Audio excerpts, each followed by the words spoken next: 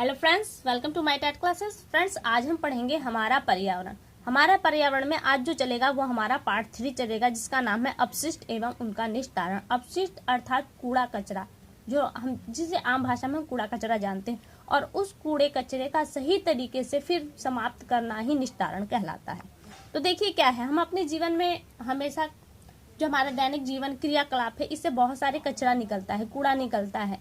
तो इस अपशिष्ट को हम किस तरह से समाप्त करें, यही हम आज इसमें देखें। तो देखिए कूड़ा कहाँ कहाँ से निकलता है, ये तो आप जानते हैं, घरों से, ऑफिस से, स्कूलों, विद्यालयों, अस्पतालों, सभी जगह से कूड़ा कम या ज्यादा मात्रा में निकलता ही रहता है। तो देखिए क्या है, तो यहाँ पे दिया गया है कचरे के प्रकार। हम जान चुके हैं कचरा क्या है। कचरे के प्रकार विभिन्न स्थानों से निकलने वाले अपशिष्ट पदार्थों को हम 3 भागों में बांट सकते हैं, जिसमें आपके ठोस अपशिष्ट आते हैं, द्रव अपशिष्ट और आपके आते हैं गैसीय अपशिष्ट। देखिए ठोस अपशिष्ट में क्या दिया गया है, ठोस अपशिष्ट जिसमें फलों, सब्जियों के छिलके, टूटे फूटे बर्तन, कांच, प्लास्टिक एवं लोहे के अनुपयोगी सामान, घर के कारखानों से निकलने वाली राखी वगैरह हैं, जो अपशिष्ट के रूप में आती हैं।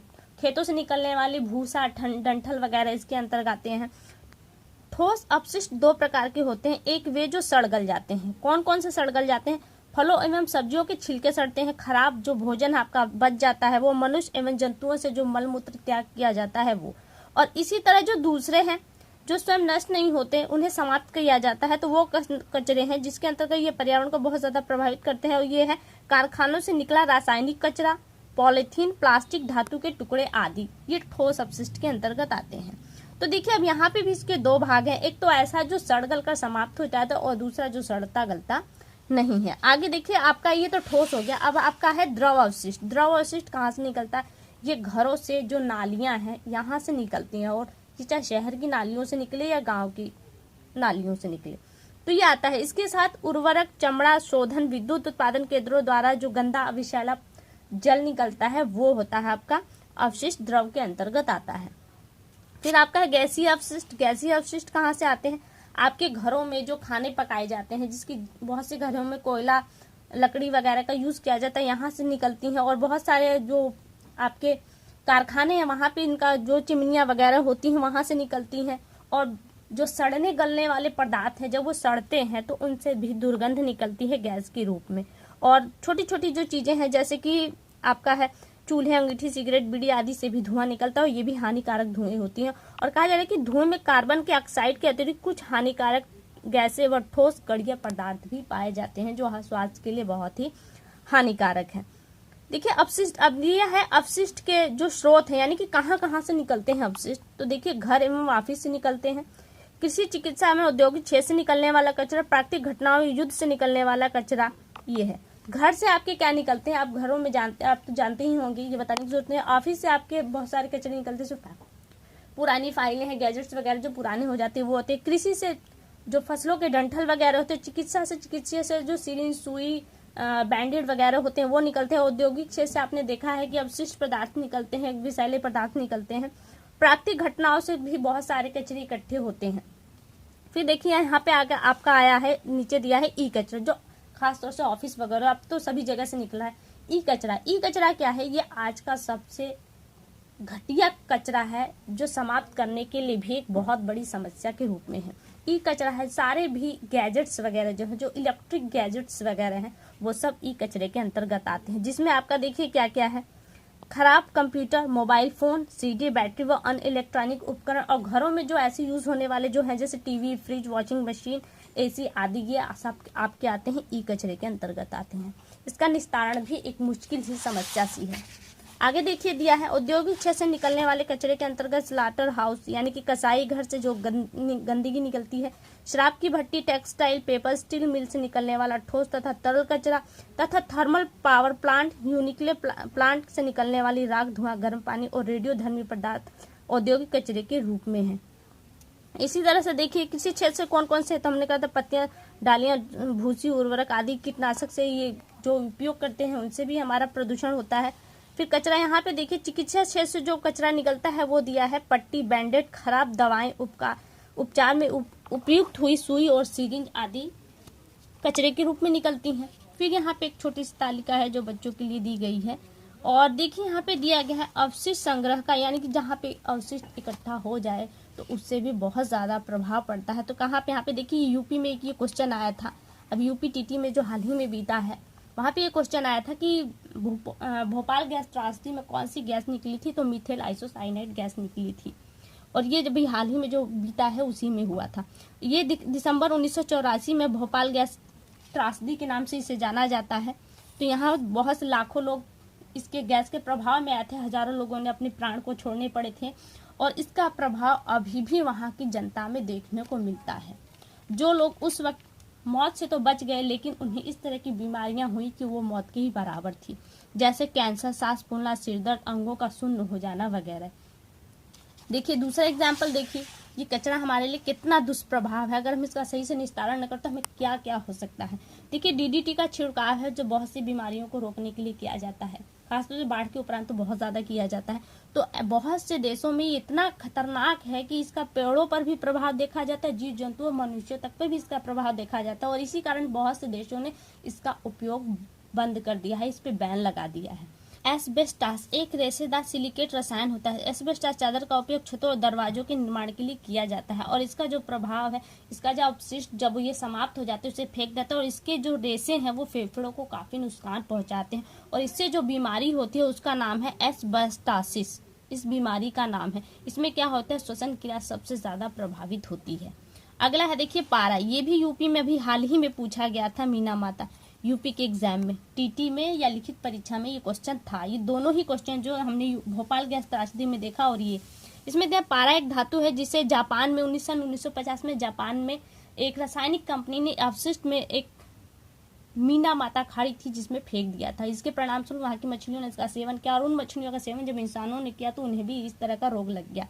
इस रोग का नाम भी मीना माता रखा गया। क्यों? क्योंकि ये मीना माता खाड़ी में फेंका गया था। लेकिन फ्रेंड्स ये देखिए, जैसे यहाँ पे दिया है मीना माता, ये कहीं कहीं आपको नियामता नामक ये नाम दोनों एक ही है, कहीं कहीं पे आपको ये वर्ड मिल सकता है, कहीं पे ये, लेकिन ये किसकी वजह से हुआ? ये पारे की अधिकता की वजह से हुआ था। फिर दिया है अपशिष्ट का निस्तारण।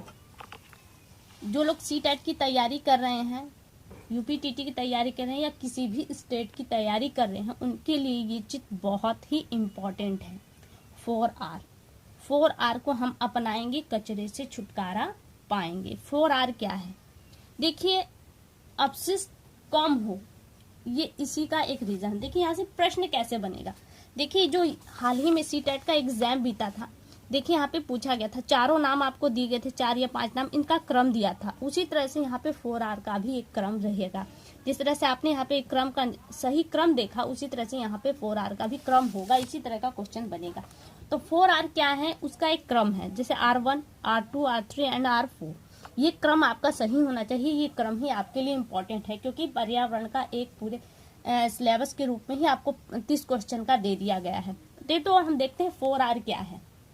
4R जिसमें पहला R है हमारा रिफ्यूज, यानी कि ऐसी चीजें जो सड़ती गलती नहीं है जल्दी, जैसे कि प्लास्टिक है, प्लास्टिक के बोतल्स वगैरह हैं, तो क्या है, हम उनको पहले उनका इस्तेमाल नहीं करेंगे, यानी कि हम उनके इस्तेमाल पे मना करेंगे। इस्तेमाल नहीं करना, मना करना क्या है? रिफ्यूज होता है। अगर उसके बाद भी हमको जरूरत पड़ती है तो हमें इस्तेमाल करना पड़ेगा, तो आता है रिड्यूस, यानी कि हम यूज तो करेंगे लेकिन बहुत कम मात्रा में उसे यूज करेंगे। तीसरा है हमारा R3 रीयूज। हमने यूज किया लेकिन क्या करेंगे, हम उसे फेंकेंगे नहीं, वरन उसको बार बार उपयोग में लेंगे। जैसे हम आजकल का जमाना है लिखो फेंको, पेन हम खरीदते हैं, लिखते हैं, जैसे समाप्त होता है उसे फेंक देते हैं, वरन ऐसा नहीं करना चाहिए। हमको ऐसी चीज पेन का इस्तेमाल करना है जिससे हम पुनः दूसरी रिफिल लगा के यूज कर सके, तो यानी कि उसका पुनः उपयोग हो जाएगा। हम ये कचरा सड़ता गलता नहीं, इसलिए बहुत ज्यादा हानिकारक होता है, इसलिए यहाँ कहा जा रहा है कि रीयूज यानी कि पुनः उपयोग करना चाहिए। फिर 4R दे है रिसाइकल, पुनः चक्रण करना। ये क्रम हिंदी वाले लोग हिंदी में और इंग्लिश वाले इंग्लिश में जरूर जानिए, ये क्रम एकदम इम्पोर्टेंट है, इस क्रम को आप बिल्कुल भी इधर उधर मत कीजिएगा। फिर क्या है रिसाइकिल, यानी कि पुनः चक्रण। कुछ चीजें ऐसी होती जिन्हें यूज करने के बाद वो हमारे काम लायक नहीं होती, लेकिन उसका फेंके न, वरन उसे कबाड़ी वाले को दे दे ताकि वो पुनः चक्रण उससे कर सके, फिर से उस चीज से नई चीज का बना सके। तो यहाँ पे आपका हो गया पुनः चक्रण। तो ये फिर से देख लिया 4R क्या है? रिफ्यूज यानी कि मना करना, रिड्यूस यानी कि कम करना, R3 है रीयूज यानी कि पुनः उपयोग करना, R4 है रिसाइकिल यानी कि उसका पुनः चक्रण करना। आगे देखिए ये चीजें मैंने आपको बता दी हैं। आगे देखिए यह दिया है, इस तरह 4R को अपनाकर बेकार एवं अनुपयोगी वस्तुएं यानी कि अपशिष्ट की मात्रा को कम करना एवं उनको अपनी आवश्यकता के अनुरूप पुनः उपयोगी बनाना प्रक्रिया निस्तारण कहलाता है। तो आपने जान लिया निस्तारण। देखिए कुछ चीजें इसके अलावा निस्तारण कैसी होंगी, उन पदार्थों का जो एक कचरे के रूप में आपके पास है, जलाकर। कुछ चीजों को हम जलाकर उन्हें समाप्त कर सकते हैं, लेकिन सब चीजों को जलाना उपयोग सही नहीं होता, वो पर्यावरण के लिए और भी घातक हो जाते हैं। कुछ चीजों का हम भूमि भरण यानी कि जमीन में दाबकर उसे समाप्त कर सकते हैं, जैसे सब्जियों के छिलके वगैरह, मतलब हर तरह के कूड़े को हम नीचे दाब के उसे इस्तेमाल कर सकते हैं।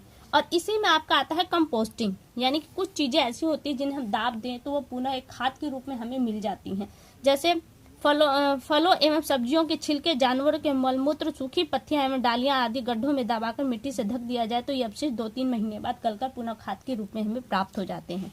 तो यहाँ दिया कंपोस्टिंग जैविक कचरे का पुनः चक्रण करने का सबसे अच्छा तरीका है। क्या है? कंपोस्टिंग। ये पॉइंट लाइन भी आपके लिए इम्पोर्टेंट है। कंपोस्टिंग क्या है? जैविक कचरे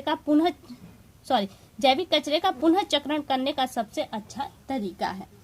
फिर देखिए ये बॉक्स में क्या दिया है, अजैविक ठोस कचरा जैसे प्लास्टिक, कांच एवं धातु के टूटे सामान तथा खराब इलेक्ट्रॉनिक उपकरणों का निपटान कबाड़ी को पुनः चक्रण के लिए देकर किया जा सकता है। जो चीज आप स्वयं उसका निपटारा नहीं कर सकते, आप उसे कबाड़ी वाले को देकर उसका निपटारा कर सकते हैं। फिर देखिए यहाँ पे दिया है 2 बॉक्स दिए गए हैं ग्रीन। अब बहुत जगह घूमने गए होंगे तो आपने देखा होगा किस तरह के 2 कूड़ेदान रखे होते हैं। तो इन 2 कूड़ेदानों का क्या मतलब है, जो हरा है इसमें गीली चीजों का निस्तारण होता है, आप फेंके जिसके आप छिलके वगैरह हैं, केले के छिलके, फलों के छिलके वगैरह आप एसिड बॉक्स में डालेंगे यानी कि ग्रीन बॉक्स में, जो गल जाते हैं। और सूखा कचरा जैसे कि बोटल्स वगैरह आप जाते हैं पैकेट वगैरह यूज करते हैं तो क्या करते हैं, वो चीज गलने वाली नहीं है तो आप क्या करेंगे, उसे नीले बॉक्स में डालेंगे। और जो चिकित्सा के क्षेत्र में जो यूज होता है वो लाल बक्सा होता है, जैसे यहाँ पे ये हरा दिया है और यहाँ पे नीला दिया है, तो वहां पे चिकित्सा से जो भी अपशिष्ट निकलता है उसे लाल डब्बे में रखा जाता है। तो ये हो गया।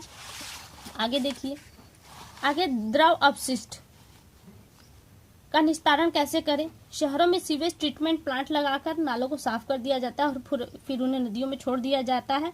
और ग्रामीण क्षेत्र में जो अपशिष्ट जल निकाला जाता है शॉकपिट द्वारा उपचारित करके छोड़ा जाता है। शॉकपिट क्या है? शॉकपिट है एक गड्ढा बनाया, देखिए यहाँ पे दिया है गड्ढा है, इसमें पहले मोटे पत्थर, फिर उससे पतले, फिर उससे सबसे ऊपर आप बालू डाल देंगे तो क्या होगा, जब आपके घर का गंदा पानी इसमें आएगा तो पुनः इससे छन कर एक साफ पानी के रूप में आगे जाएगा, जिसे आप पुनः किसी क्षेत्र में यूज कर सकते हैं। फिर गैसीय अपशिष्ट दिया है। गैसीय अपशिष्ट कहाँ से? ईंट भट्ठों जो बहुत सारे उद्योग में चिमनियों से निकलता है, तो इन चिमनियों पे हम धूम्र अवक्षेपक लगाकर गैसीय जो अपशिष्ट है उसे हम काफी हद तक संशोधित कर सकते हैं, उसका निस्तारण कर सकते हैं। और घरों में जैसे कोयले वगैरह, लकड़ियां वगैरह यूज होती है तो इनकी जगह हम LPG गैस यूज करके यानी कि गैस चूल्हे का यूज करके इन गैसों को हम रोक सकते हैं। देखिए अपशिष्ट निस्तारण है तो सरकारी प्रयास भी बहुत किए जाते हैं, ये पॉइंट आपके लिए खास नहीं है तो इसलिए हम छोड़ देते हैं इसे। आगे देखिए प्रश्न उत्तर है वो आपके लिए नहीं है, सही गलत है ये तो देख लेते हैं। उद्योग से विभिन्न प्रकार के अपशिष्ट पदार्थ निकलते हैं, जी बिल्कुल निकलते हैं। अपशिष्ट पदार्थों से हमारा पर्यावरण दूषित होता है, बिल्कुल होता है। अवशिष्ट पदार्थ ठोस, द्रव और गैस के रूप में है, तो तीनों ही रूप में आपके अवशिष्ट पदार्थ पाए जाते हैं। आगे देखिए, आगे देखा घरेलू कूड़े कचरे का निस्तारण आज प्रदूषण की समस्या नहीं है, प्रदूषण की समस्या आज भी है, इतने निस्तारण के बावजूद भी। प्लास्टिक एवं पॉलिथीन आसानी से सड़ती है, आप प्लास्टिक पॉलिथीन आसानी से नहीं सड़ती, इसीलिए इसका उपयोग पर बैन लगाया जाता है कि आप कम यूज करें और पुनः उपयोग करें और रिचक्रण के लिए उसे बेच दें। फिर देखिए बायोगैस। बायोगैस कहाँ से? जैविक जो अपशिष्ट है इससे आपको बायोगैस प्राप्त होती है। कंपोस्ट खाद क्या है? फलों सब्जियों के छिलके, सूखी पत्तियों को आप जमीन में जब ढक देंगे तो कंपोस्ट खाद के रूप में 2-3 महीने बाद आप उन्हें यूज कर सकते हैं। गैसीय अपशिष्ट, धुआं आपका गैसीय अपशिष्ट के रूप में है। जल निकास तंत्र में बाधा, जो पॉलीथीन वगैरह से है वो नालियों में फंस जाती है जिसकी वजह से जल का बाहर थोड़ा मुश्किल हो जाता है निकलना। अपशिष्ट से पुनः उपयोगी सामान बनाना क्या कहलाता है? पुनः चक्रण कहलाता है। तो फ्रेंड्स ये टॉपिक यहीं पे समाप्त होता है। अगला टॉपिक जो आपका है जल, इसे हम अगली वीडियो में देखेंगे।